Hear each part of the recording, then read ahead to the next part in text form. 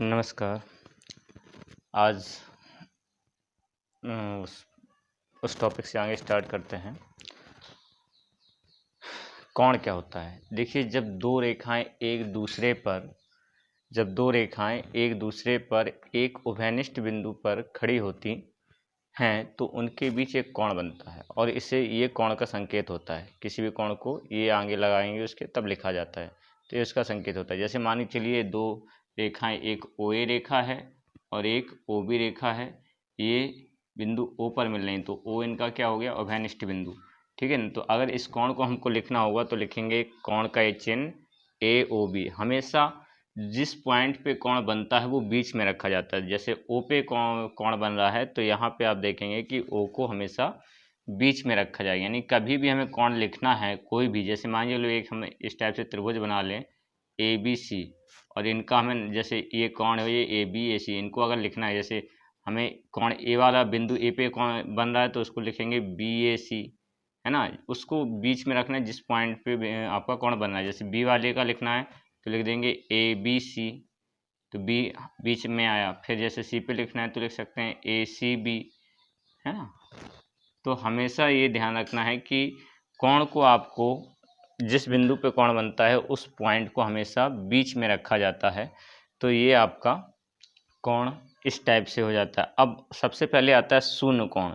तो जब दो रेखाएं एक दूसरे पर एक उभयनिष्ठ बिंदु पर एक ही दिशा में मिलती हैं तो उनके बीच में शून्य कोण बनता है। सपोज मान के चलिए कि एक पॉइंट ये है, ठीक है, इस पे एक रेखा ये गई है और दूसरी रेखा भी इसी पे चली गई, ठीक है ना। तो इनके बीच में जो कोण होगा वो क्या होगा? जीरो। यानी कि ये इनके में ये कोई एक दूसरे से ऊपर ही नहीं उठ रही, सीधे एक दूसरे के ऊपर ही जा रही हैं, संपाती हो रही हैं। तो जब दो रेखाएं संपाती हों या एक ही दिशा में हों तो उनके बीच में जो कोण बनेगा वो 0 डिग्री का बनता है। अगर दो समांतर रेखाएं हैं और इनके बीच में पूछा जाए कितना कोण होगा तो दो समांतर रेखाओं के बीच में भी 0 डिग्री का कोण होता है, ठीक है। उसके बाद आता है न्यून कोण। तो वह कोण जो शून्य कोण से बड़ा हो और 90 डिग्री से छोटा हो तो वो सभी आपका क्या कहलाते हैं? न्यून कोण कहलाते हैं। इसके लिए कंडीशन में लिखिए, जैसे मान के चलिए कोई कोण x है, अगर x न्यून कोण है तो वो 0 से बड़ा होगा और 90 से छोटा होगा। ये न्यून कोण के लिए कंडीशन होती है कि जो भी कोण न्यून कोण है वो हमेशा 0 से बड़ा होना चाहिए और 90 से छोटा होना चाहिए। ये आपका जैसे x जो होगा वो 0 से, यानी x must be greater than 0 and less than equal 90। समकोण क्या होता है? यानी कि वह कोण जो 90 डिग्री का हो समकोण कहलाता है। इस टाइप से बनता है, जैसे एक ये रेखा है और इस पॉइंट पे यूं ये एक दूसरे पे खड़ी हुई सीधी, तो ये जो कोण बना ये आपका 90 डिग्री का कोण होता है। इस टाइप से अगर कोण बना हुआ है तो वो 90 डिग्री का कोण कहलाता है। उसके बाद अधिक कोण क्या होता है? तो वह कोण जो 90 डिग्री से बड़ा हो तथा 180 से छोटा हो उसे हम अधिक कोण कहते हैं। और इसके लिए कंडीशन है कि अगर कोई कोण x अधिक कोण है तो वो 90 से बड़ा होगा और 180 से छोटा होगा, ठीक है ना। तो ये कंडीशन आपको याद रखनी है कि अधिक कोण कब होता है? जब कोण 90 डिग्री से बड़ा होता है और 180 डिग्री से छोटा होता है तो उसको अधिक कोण कहा जाता है, ठीक है। इसके बाद नेक्स्ट कोण अभी हम आपको बताएंगे। अब अधिक कोण के बाद आता है ऋजु कोण। तो ऋजु कोण क्या होता है कि वह कोण जो एक सीधी रेखा में बनता है, ठीक है, एक सीधी रेखा में बनता है तथा जिसका मान 180 डिग्री का होता है, ऋजु कोण कहलाता है। ऋजु कोण कहलाता है, ठीक है। बनता कैसे है? जैसे ये एक लाइन है, इस टाइप से जो कोण बनेगा ये आपका 180 डिग्री का कोण होता है और इस कोण को ही ऋजु कोण कहते हैं, ठीक है।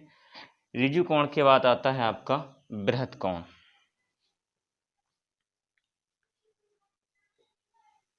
ठीक,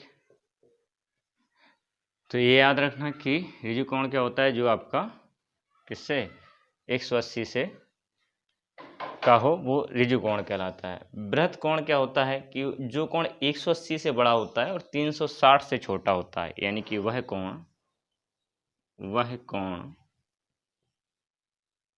जो 180 डिग्री से बड़ा हो तथा 360 डिग्री से छोटा हो बृहत कोण कहलाता है। बृहत कोण कहलाता है। बनेगा किस टाइप से, जैसे ये मान के चलिए आपका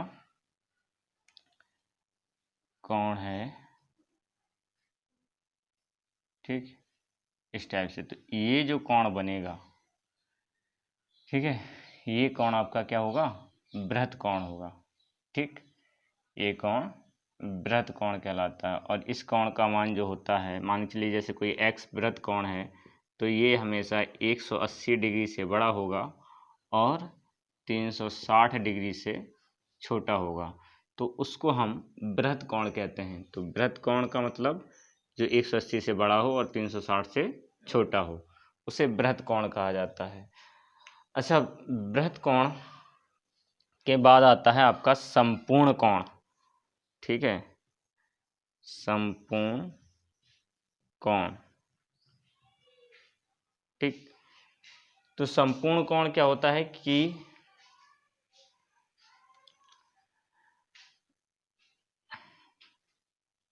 वह कोण जो 360 डिग्री का होता है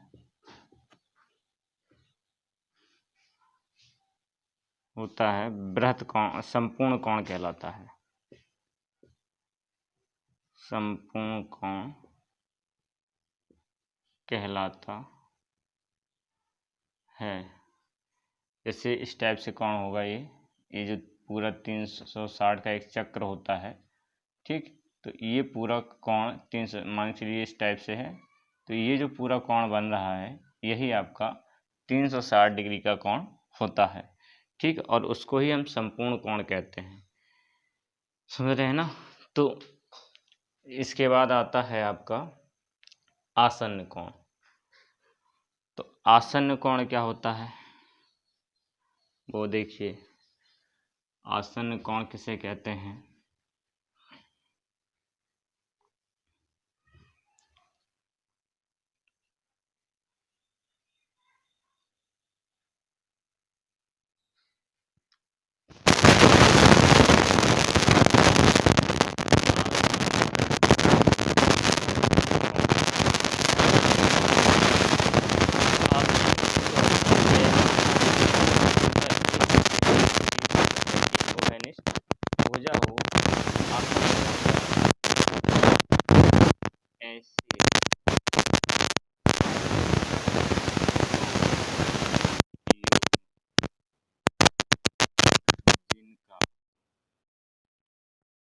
एक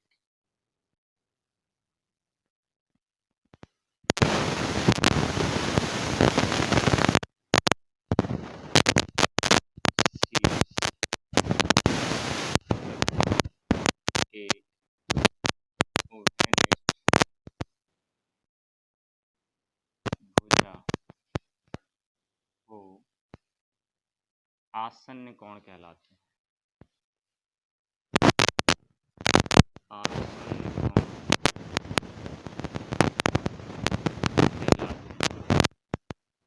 ठीक है, जैसे मान के लिए ये इस टाइप से हम बना देते हैं, ये एक लाइन यहाँ दो पॉइंट हो गया, ए हो गया, ये बी हो गया और ये सी हो गया। तो यहाँ पे आसन्न कोण क्या बन रहा है, एक ए बना और एक ए बना।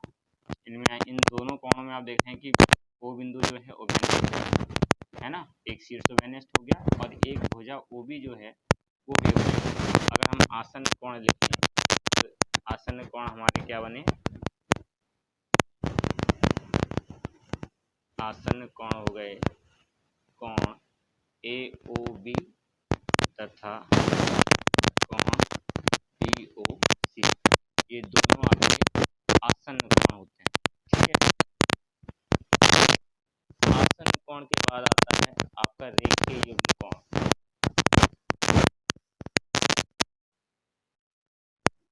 उसका रेखीय युग्म कोण क्या होता है? तो ऐसे आसन्न कोण जिनका योग 180 अंश हो उन्हें रेखिक युग्म कोण कहा जाता है। ऐसे आसन्न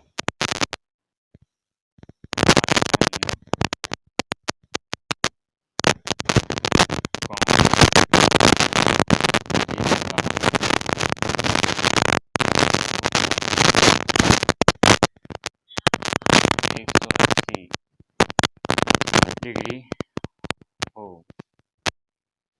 रैखिक युग्म कोण कहलाते हैं।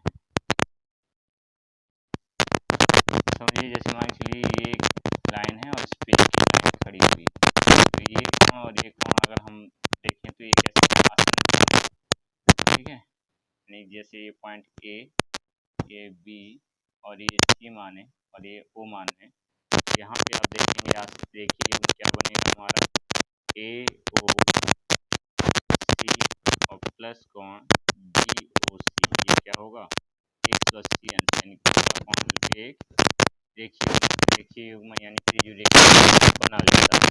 तो रेखीय युग्म क्या होता है कि ऐसे आसन्न कोण जिनका योगफल 180 अंश हो उन्हें रेखिक युग्म कोण हैं कहते हैं, क्या कहलाते हैं।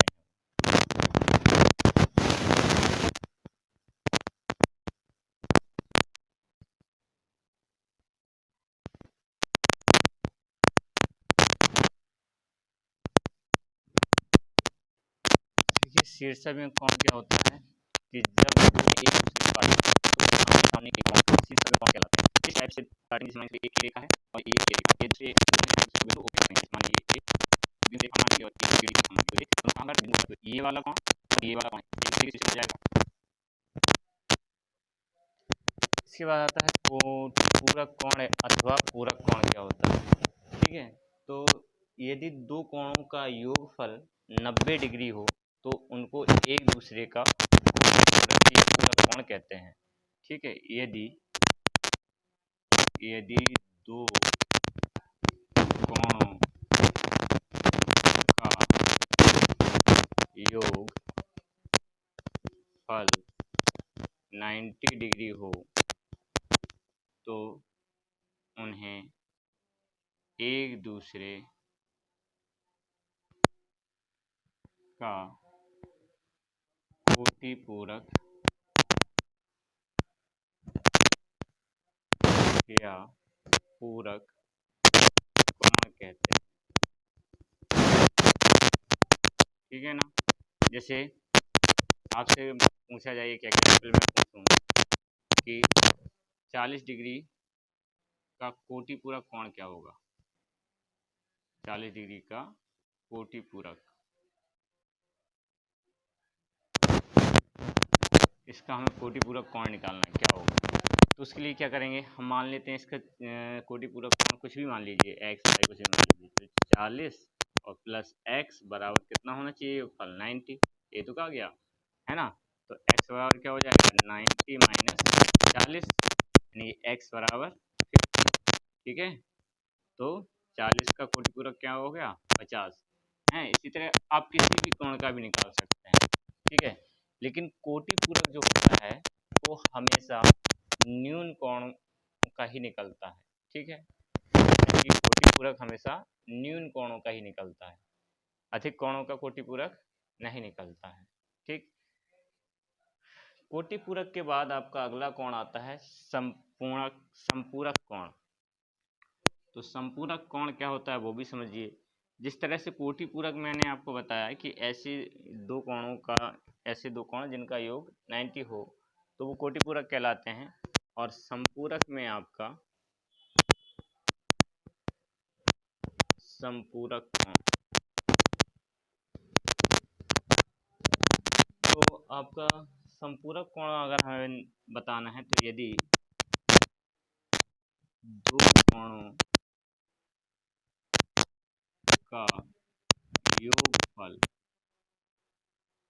ठीक है, योगफल 180 डिग्री हो तो उन्हें एक दूसरे का संपूरक कोण कहते हैं। ठीक है ना, एक दूसरे का संपूरक कोण कहते हैं। जैसे एक एग्जाम्पल इसका भी समझ लीजिए कि जैसे आपसे पूछा जाए कि 140 डिग्री का संपूरक कोण क्या होगा। 140 डिग्री का संपूरक कोण, तो 140 प्लस x कर लेंगे बराबर 180 होता है। आपको पता है कि दोनों कोणों के योग क्या होना चाहिए, 180 अंश। तो पहला कोण 140 दिया, दूसरा मान लिया x है, इन दोनों का योग कितना हो जाए 180।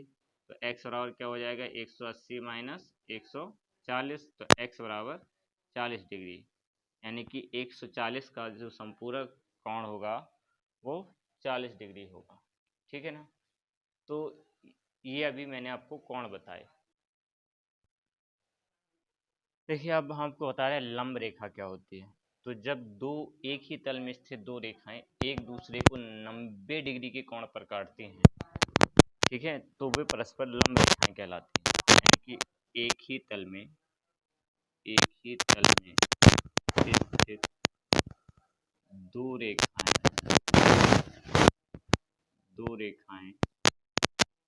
जब एक दूसरे को 90 डिग्री के कोण पर काटती हैं तो वे लंब रेखाएं कहलाती हैं।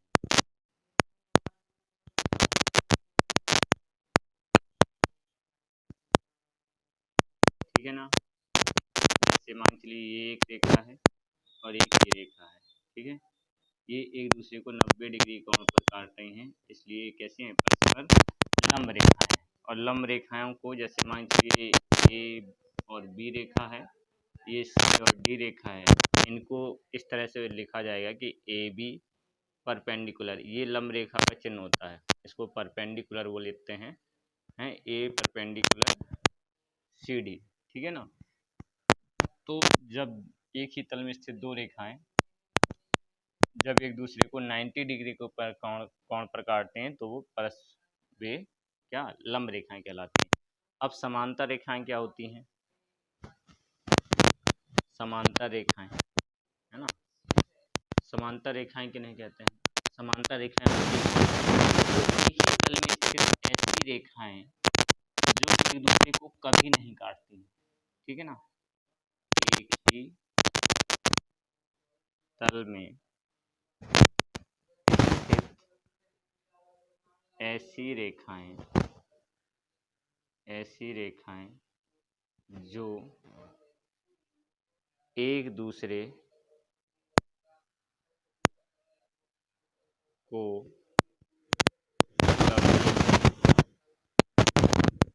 कभी भी नहीं काटती,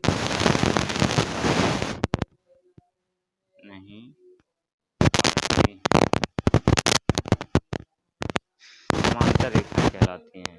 समांतर रेखाएं कहलाती हैं। ठीक है, क्या कहलाती हैं, समांतर रेखाएं कहलाती हैं। किस टाइप से, जैसे एक ये रेखा है और एक ए रेखा है, ये ए बी मान ले रहे हो, इसको सी डी मान लो। कैसे लिखेंगे कि ए बी पैरेलल, ये पैरेलल का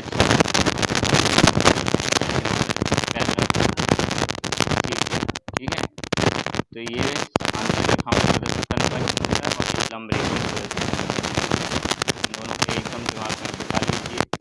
ठीक है, तो A B parallel to C D और A B perpendicular C D, ये आपकी लंब रेखाएं और क्या होती हैं, समांतर रेखाएं।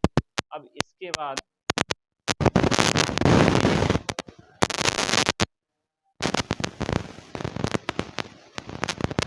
अब आपको बताते हैं त्रियक रेखा क्या होती है। ठीक है, त्रियक रेखा वह रेखा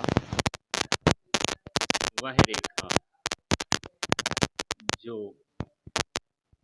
दो या दो से अधिक रेखाओं को भिन्न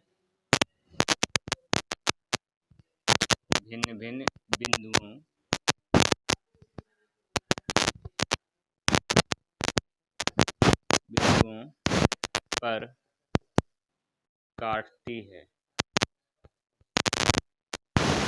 त्रियक रेखा कहलाती है।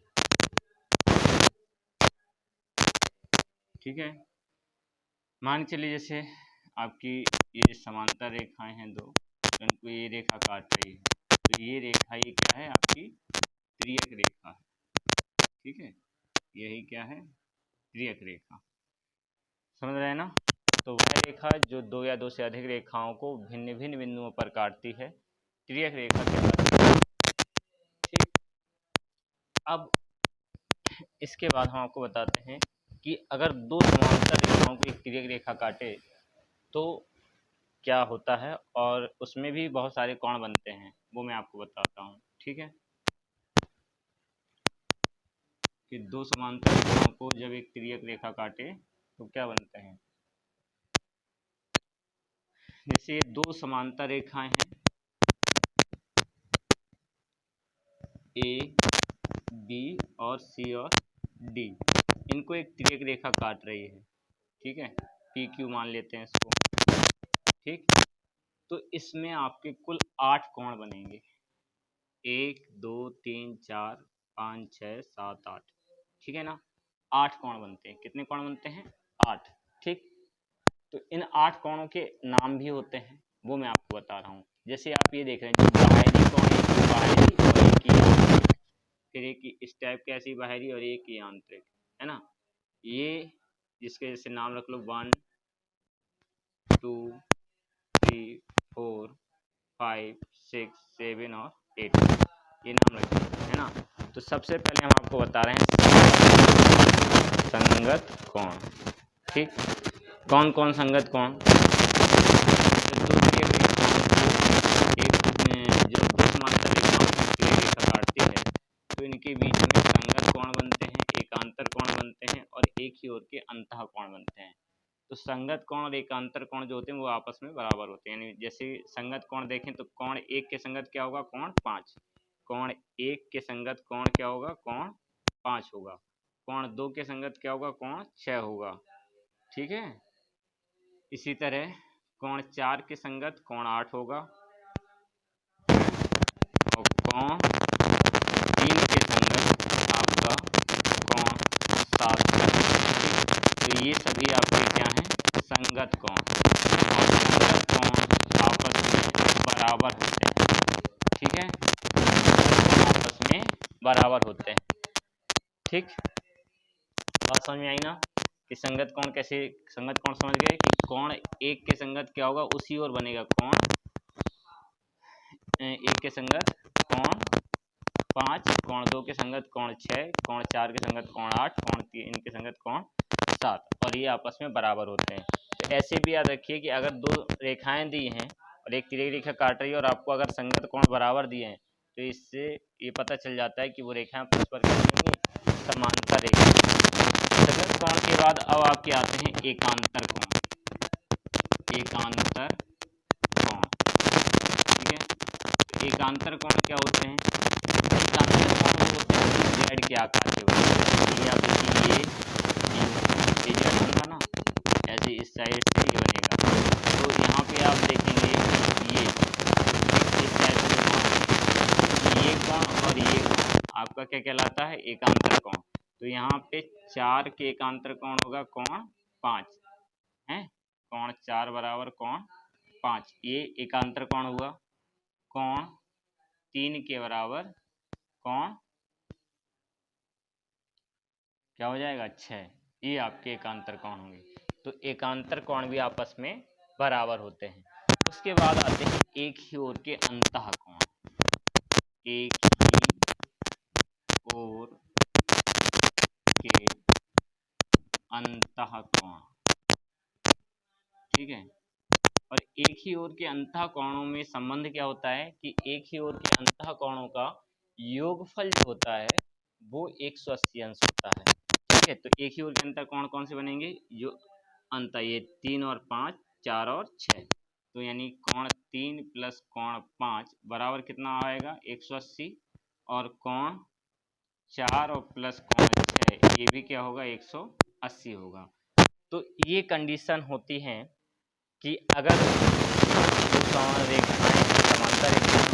रेखा काट रही है तो उनके बीच बनने वाले संगत कोण बराबर होते हैं, एकांतर कोण बराबर होते हैं, और एक ही ओर के अंतः कोणों का योगफल 180 अंश होता है, ठीक है।